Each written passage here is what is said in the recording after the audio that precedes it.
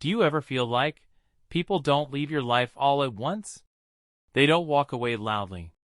They don't create a dramatic ending. They just fade. Slowly, quietly, almost invisibly. One day they're there, and the next they feel distant. Not completely gone, but not really present either. And you sit there, trying to understand what changed. There was no argument. No obvious mistake. No moment you can point to and say, "This is where it all went wrong." Just silence. And deep inside, a quiet thought begins to grow. What if it's me? Not in a loud, emotional way. Not in a way that makes you panic.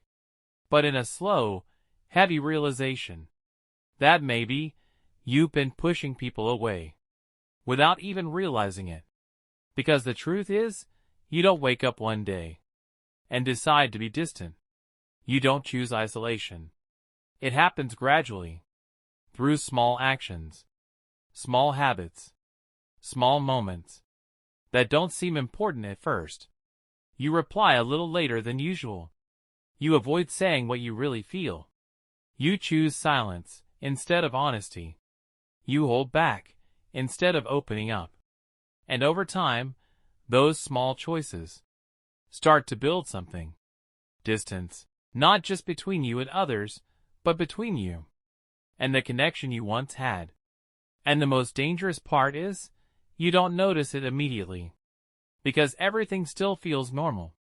Until one day, you look around and realize people are no longer as close as they used to be. You don't reject people directly. You don't say, "Leave." You don't tell them they don't matter. Instead, you become difficult to reach.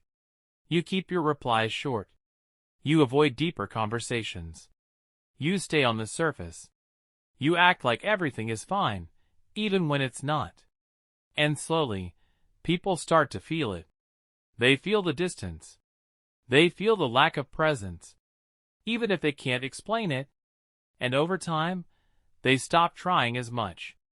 Not because they don't care, but because connection requires effort from both sides. And when one side keeps pulling away, the other side eventually lets go. But from your perspective, it feels confusing, because you never meant to push them away. You never wanted them to leave. You just didn't know how to let them stay, because something inside you has learned to stay guarded. It tells you, don't get too close. Don't rely too much. Don't show everything. And you listen, not because you want to, but because it feels safer. And safety becomes your priority, even if it costs you connection, even if it costs you people who actually wanted to stay, because your mind is not trying to harm you. It's trying to protect you from something that once hurt you deeply. At some point in your life, you trusted someone, not casually, but genuinely. You opened up. You allowed yourself to be seen, to be understood. And for a moment, it felt real. It felt safe. Like you could finally put your guard down. But then, something changed. Maybe they didn't understand you. Maybe they left.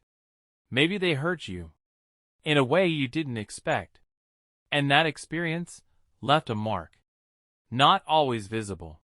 Not something you talk about. But something that stayed with you.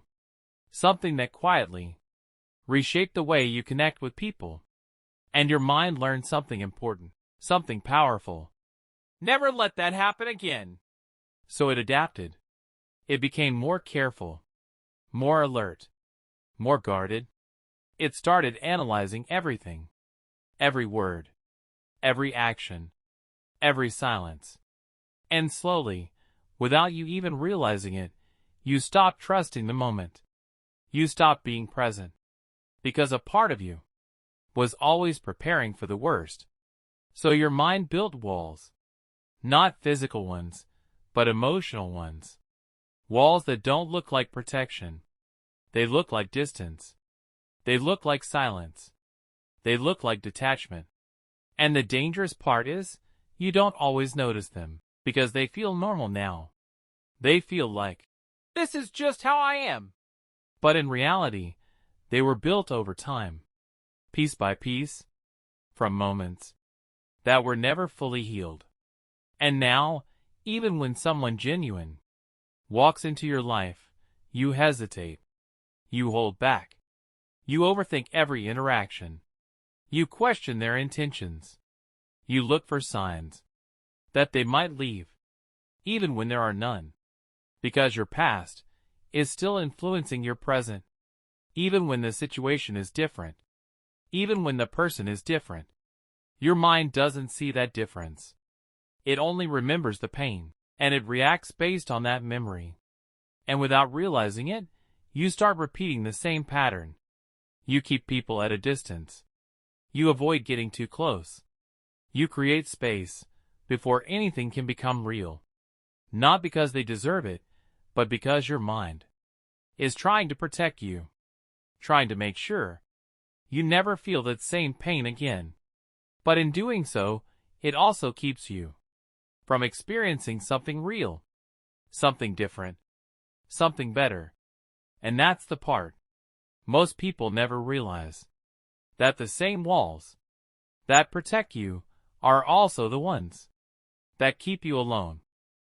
But here's the truth, living behind those walls comes at a cost. Yes, it protects you from pain.